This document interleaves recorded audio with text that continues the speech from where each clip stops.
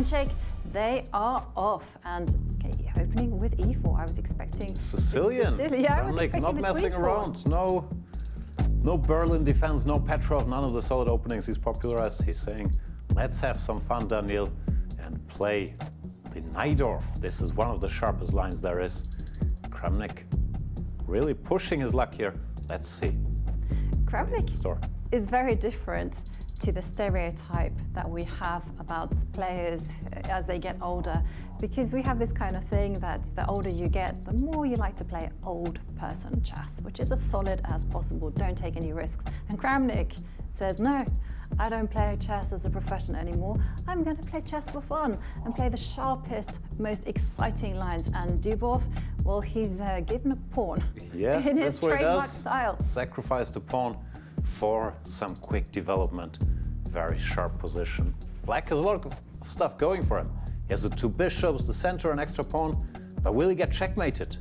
And take a look at those heart rates. I mean, the players have just started the game. Wow. And we saw Daniil have a heart rate of over 140.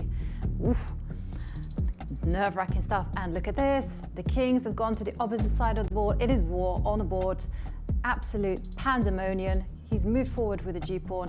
All he wants to do is use that g-pawn as a battering ram and crack open a line. This is very unpleasant to face in a blitz situation. The computer says black is much better, as you can see by the engine bar, but I am not sure if that converts into practice here. Daniil has a plan. He wants to push his rook pawn, then the g-pawn, and open the black king up, even if it's not fully sound. Yeah. It certainly looks dangerous. Yeah, the computer can just disappear into the ether with its evaluations, because these are humans playing. And pretty good humans. Humans, they might be good, but there is the margin for a lot of error. Kramnik attacks the pawn on f4 with his queen. And that's a bad sign for Dubov. He has to move his queen and defend. Now Kramnik could target that pawn again. Maybe that computer was onto something after all. Maybe I should not doubt technology. And Kramnik actually making it look easy. I mean, now he's simply going to, I thought he was going to target the f-pawn, but instead he's just concentrating on easy developments and saying, hey, my king is under no danger whatsoever. And in fact, Daniil will be feeling the pressure along that c-line. Yeah, he's mobilizing the pieces, saying, I have a bit of counterattack. Dubov had to spend one move securing his king, but now he's back to his attacking ways. And I'm still not sure what this is going to be, because the white attack can be very fast. Rook to the open file, the knight jumps. It's still anybody's guess, but I like what Kramnik did there. He exchanged that knight to close the file, so he will not get mated on the g-line. And he brings his knight to the aid of his king. Again, I like this, also tying the queen down for the time being to the defense of the c2 pawn and preventing this bishop on f1 developing to the d3 square, where it would look upon the h7 square. That would be terrifying. Great stuff from Vladimir Kramnik, playing in a very classical way. And Dubov, well, his heart rate is increasing. Yeah, he brings the knight, hoping to maybe sacrifice it on f6 to expose the black king. And to me it looked that Dubov actually has made some progress over the last couple moves, but the position is so sharp. It's very hard to give definite verdicts. Kramnik there, going for the double attack, but I'm sure Dubov is very happy with Kramnik taking that pawn on g5, opening the file in front of his own king. He instead uses his queen to challenge its counterpart, and of course the knight could not be taken, because then the queen would take the pawn, followed by checkmate. So Dubov had to restrain himself there. Yeah, I have one golden rule in chess, which is when your king is under attack, trade off queens. So if I were Kramnik, I would be trying for those queens to come off the board as quickly as possible. And we see him move forward. Is Dubov going to sacrifice the knight? Come on, Daniil, it's just a horsey. Knight f6 check. Well, Vlad has just under a minute. Yeah. Not that much time. I don't know, do you want to initiate chaos? Do you want to burn those bridges? We'll find out. Not yet, bring the bishop out first. Yeah. I would actually just close that diagonal down and play e4, and Kramnik does that. I really want to sacrifice that horsey. Come on, Daniil. Knight f6 check. He's calculating. Yeah, but there are no attackers, and take a look at this, 163 on the heart rate. That's his calculating heart rate. Nothing might work, but what else can he do? Retreat the bishop? That can't be it. No, he has to go forward. But maybe he can bring a rook over, and then sacrifice the knight on f6. The bishop will get taken. That's true. Bishop.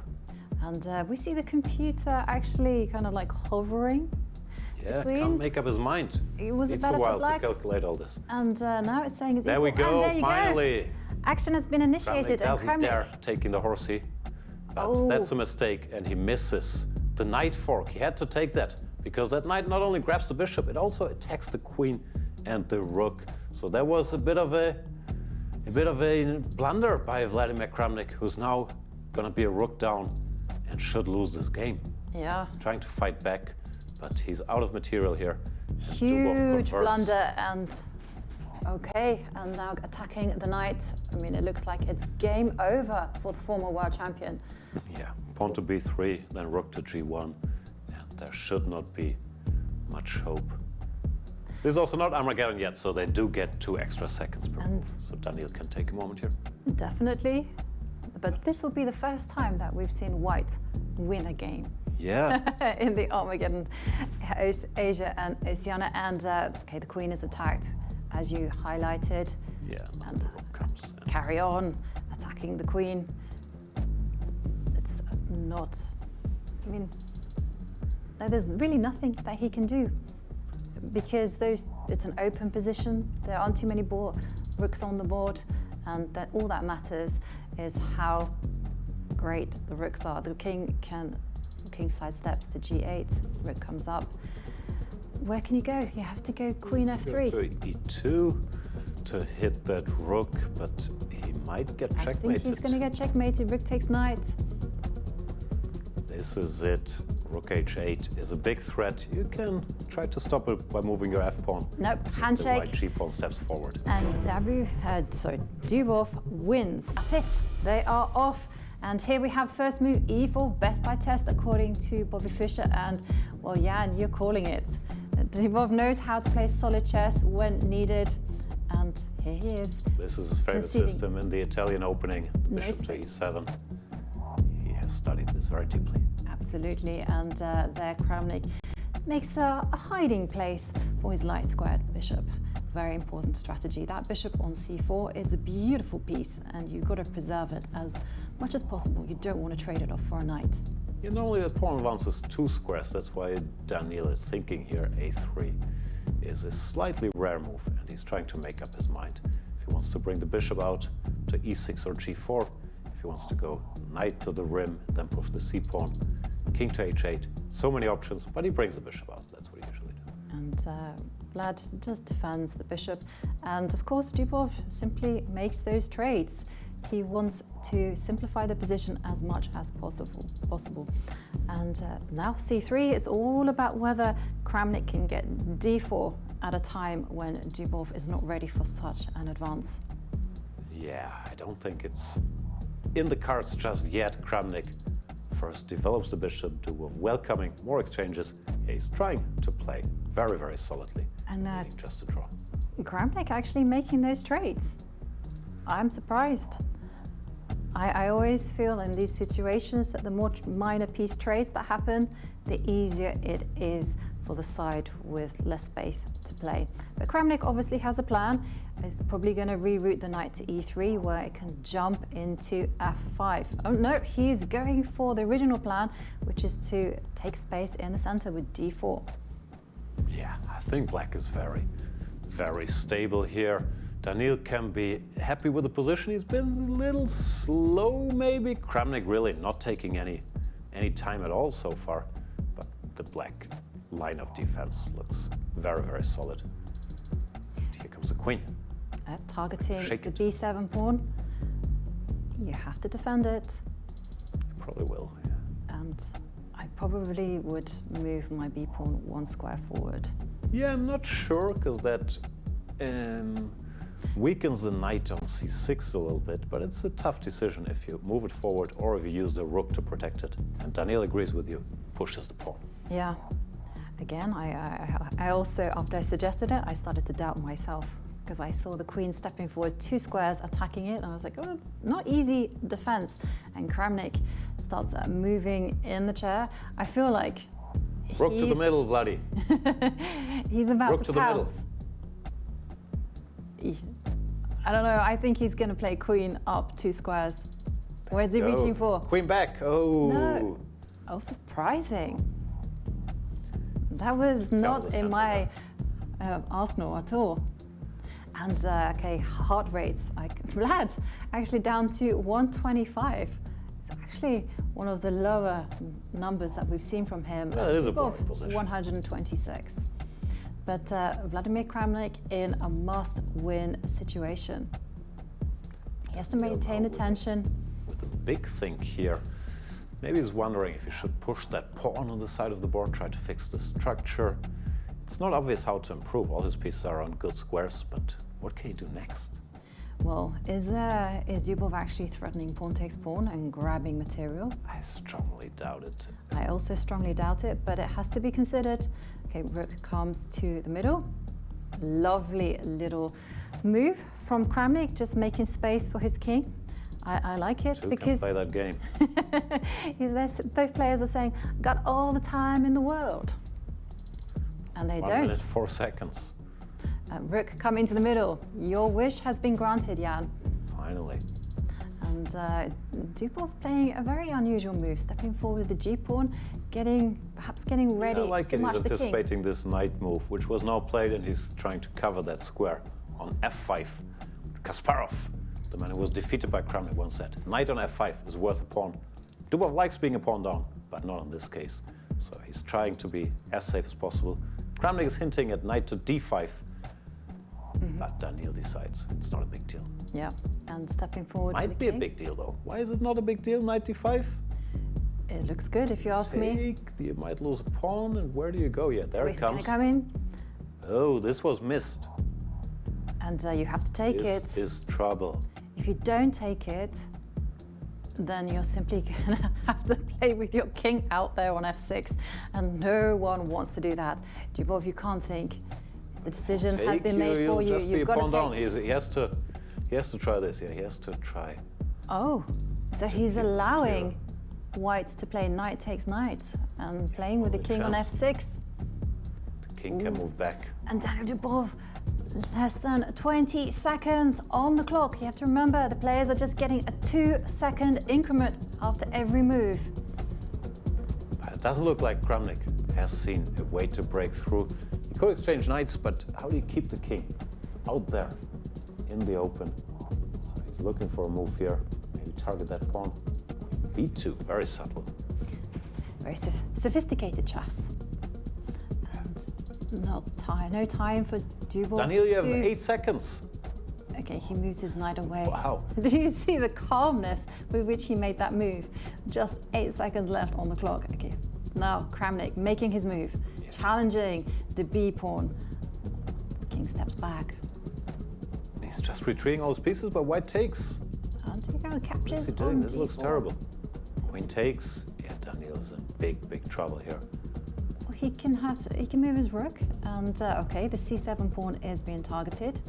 Rook to c6, then the other rook comes. This looks lost. The white knight on d5 is dominating. Kramnik is already pawn up. Oh, If he can keep his composure here, he should win this game. He decides to simplify, still keeping a big advantage. well, now the rook can swoop down to c6, targeting the d6 pawn, but instead he centralizes the knight. It's often said that when you have a knight in the center on d5, you can basically do anything, even fall asleep. Ah, that's a good rule. Take a little nap. He's gonna Queen exchange takes queen. queens, then push. Okay, b6. It's still dominant. Beautiful Rook to c7. position for Kramnik. I mean, we could see Kramnik take this to Armageddon. It's gonna happen. 5 seconds for Dubov. There's There's this saying in chess, Kramnik's passed pawn's always queen. He does have a passed pawn. Not sure about rook c6. That looked a little slow, but his advantage is so big. He can double his shouldn't rooks. spoil Okay, rook is perhaps coming to a7. Yeah. Do it now. Looks good. Don't Takes a hesitate. check. No, he's calculating. That's why he moves his king out of the way first. He wants to go rook a7, but he doesn't want to be bothered. And okay, this is an interesting dilemma for Kramnik. Does he Still rook trade a7. off knights, Still rook a7. or does he go rook a7? Okay, now he can. Now he exchanges rooks, then he takes the pawn, and Daniil lost on time. He's claiming his own flag there. But some pieces flying would be fun too. Let's go. And okay, opening with the king's pawn, and we are going to see a repeat. Bishop comes out to c4. Well, this time Kramnik goes for e5, since he only needs to draw. He's playing more solidly, doesn't play the Sicilian. Bishop Daniil has prepared. Tricky little sideline here with knight bd2. This is still theory. Black can now capture the pawn on e4. That's slightly dangerous, or he can push the pawn to d5. Vladi, if you have any questions, call me. I would simply push that pawn and then develop my pieces and get the king to safety. The king is on an open line. That's uncomfortable business, but instead we see the bishop trade itself. Yes, still theory. Very good. Takes, followed by short castles. Jan here is your man for these type of openings. You've done many courses on this. You are the guru. Yeah, Daniil is the guru on any opening, but he'll be a bit disappointed that Kramnik knew about this. Kramnik, of course, has always been one of the hardest workers in chess business. Impossible to surprise this man. And now Daniil's taking his time because he needs to win. He needs to create some tension. Yeah. And talking about tension, take a look at the heart rate, moving all the way up to 150 for Dubov. And Kramnik taking some precautionary measures to defend his king, stepping forward with the h-pawn. And I like the way that Dubov just casually just moves that rook to e1, taking control of the e line. The queen will probably come out to b3 or c2. You've got to connect the rooks. Yeah, not easy for White. He has to put some pressure on Black's position before Black stabilizes. If Black gets the piece to the middle, then because of the isolated pawn that White has, Black will be very, very comfortable. Dubov might look cool, calm, and collected, but his heart rate is saying he's a little excited. Yeah, saying otherwise, right? The stats don't lie over there. And I somehow suspect that Dubov will take it in a very calm way. You know, he'll maybe push the pawn, h-pawn one square forward. Nope. Okay, he instead goes for a completely different plan. Just asking Black, how are you going to defend the Is that a c6 threat? knight? I don't think you have to defend it. Just move the other knight away, knight b6 or knight f6. But will the hand resist the temptation to move that knight to e7? Yeah. Yes. He steps back. Moves the knight, but covers the other guy. Very solid play by Kramnik, vacating that square for the bishop. I like how this is going for Kramnik, catching up a little on the clock. I think his position is very solid, very easy to play. So I think he's on a good track here. Dubov still needs to make something happen. Well, he's doing some good things. He's moving his bishop to attack the c7 pawn, just tying the queen down to its defense. I like this. And moves that I would be considering is just, okay, now the bishop is under attack, has to move.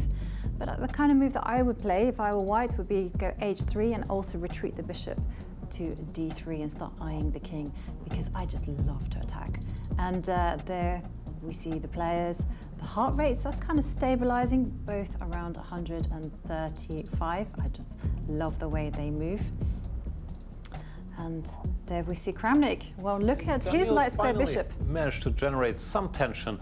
Now Kramnik has to decide if he wants to change the structure or not. And after this change, White has what we call the pawn majority on the king side, 4 versus 3. I still think Black is fine, but there's some potential for a wide push of his f-pawn, generating some chances there.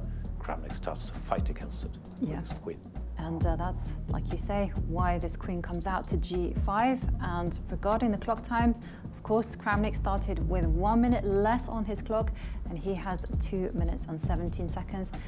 Well, Dubov That was a very has strong move by 2 Kramnik. minutes and 35. I like it. stopping f4 and also stopping any naughty. He's going for the attack himself, threatening knight to f4, also pawn to h5, pawn to h4, because the queen is eyeing that pawn in front of the white king. So Dubov has to exchange that powerful bishop now, but that allows Kramnik to finish, mobilizing, bring the rook there. And yeah, I think he solved all his problems here. Once these bishops get exchanged, black should be perfectly fine. Black should be perfect. Will it be perfect? We'll find out. And Kramnik thinking just under 1 minute and 50 seconds. Rook takes, Dubov being ever so cool. f4 looks like a serious threat now. Yeah, I don't think it can be stopped, but I'm not sure how much damage it does. But Kramnik is going for activity, hits the rook on e1 with his queen. Doesn't want to wait around. Time to double up the rooks on the e line. You know, the rooks can actually create some damage. For instance, e5, e6 is something that black needs to be thinking about. Other moves could be actually pushing the h pawn and destabilizing the knight on g6. Queen centralizes. This is a trap. He's hoping for Dubov to take the pawn on b7. Then he wants to take the rook, and if the rook recaptures, it's a checkmate on the back rank. And Daniil sees through that, but the theme keeps coming. Now, there's a pawn. There's a pawn on a2. Do you want the pawn? No. That's an irrelevant pawn. It's, you know, it's doing nothing. Time to solidify the position. Bear in mind, Kramnik just needs a draw. He just needs to hold on tight, and here comes h2, h4. When in doubt, just push that pawn. And Kramnik saying, you're going to work on the wings, I'm going to work on the center. And Kramnik relocating the knight to e7. Yeah, still unclear how white plans to build his attack. While the black position is not tough to play, the other rook can join the action, the c-pawn can be pushed. I guess objectively it should be roughly equal, but of course we shouldn't forget about the clock. 1 minute for Kramnik, 1:20 for Dubov. They have to move, because if you run out of time, you lose. And there you see the bishop asking black, hey, do you want to trade? And Kramnik saying, no, I like this move, knight to f5. It's a beautiful square. Queen stepping forward. If I were Kramnik, I would actually not capture that bishop on h4. It's not doing that much. Okay, commentator's curse, it's off. And Kramnik instead going for play along the d line. Under 50 seconds. He doesn't get any extra time added on the clock. And there comes those queenside pawns. They're moving forward. Dubov has to win. He has to generate a kingside attack. Yeah, it will come down to speed in the end. Kramnik is perfectly fine here with his control of the center. I don't see any attack coming. But will he be quick enough? Well, he has how many seconds? 40 seconds. That's not much. He has to speed up. He has to play as many moves as he possibly can. Don't think about it too much. He has been flagged in the past and he wasn't very happy about it, but I think the rule of thumb that he himself established is you're only allowed to flag him if he's not twice your age. And I've done the math. Dubov is 26, Kramnik is 47. So he's not quite twice Dubov's age. So it should be fine. Well, both players now under 30 seconds. He was actually playing more slowly. He has to speed up a little. He definitely does. 20 Kramnik seconds. Maybe Kramnik will flag Dubov. Yeah, he keeps thinking. Daniil. Speed up. Okay, now big checkmate. threat. Checkmate. Queen takes g2 is huge threat. And pawn dropping. What is this? Combination, tactics. Beautiful. Vladimir Kramnik with the finish. Is this the finish? Queen e4 check. Okay, now the queen can come There's down. no checkmate. Queen e1, rook g1. And pieces should start flying. Kramnik is okay with the draw. He can give a perpetual. Dubov trying to run out of it. And 5 seconds for Dubov. 4 versus 4. What is going to happen? Oh! 1 second each, 1 second each. And Dubov loses on time. The pieces did fly.